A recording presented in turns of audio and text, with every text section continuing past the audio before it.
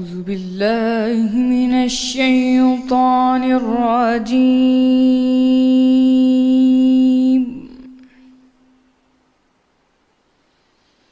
بسم الله الرحمن الرحيم.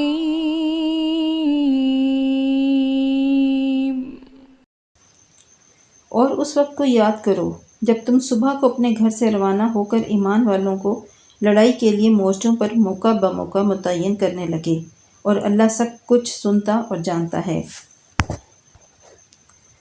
اس وقت تم میں سے دو جماعتوں نے جی چھوڑ دینا چاہا، مگر اللہ ان کا مددگار تھا، اور مومنوں کو اللہ ہی پر بھروسہ کرنا چاہیے۔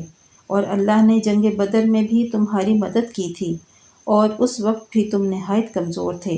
بس اللہ سے ڈرو اور ان احسانوں کو یاد کرو تاکہ شکر کرو، جب تم مومنوں سے یہ کہہ کر ان کے دل بڑھا رہے تھے کہ کیا یہ کافی نہیں کہ تمہارا پروردگار 3000 فرشتے نازل کر کے تمہیں مدد دے؟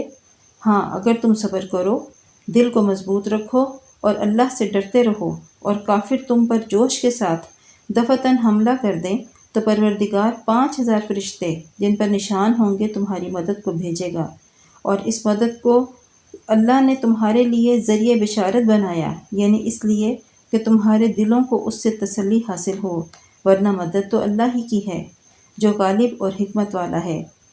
یہ اللہ نے اس لیے کیا کہ کافروں کی ایک جماعت کو ہلاک یا انہیں ذلیل و مغلوب کر دے کہ جیسے آئے تھے ویسے ہی ناکام واپس جائیں۔ اے پیغمبر، اس کام میں تمہارا کچھ اختیار نہیں۔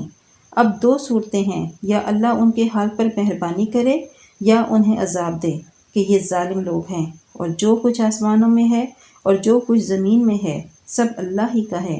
وہ جسے چاہے بخش دے اور جسے چاہے عذاب کرے، اور اللہ بخشنے والا مہربان ہے۔ صدق اللہ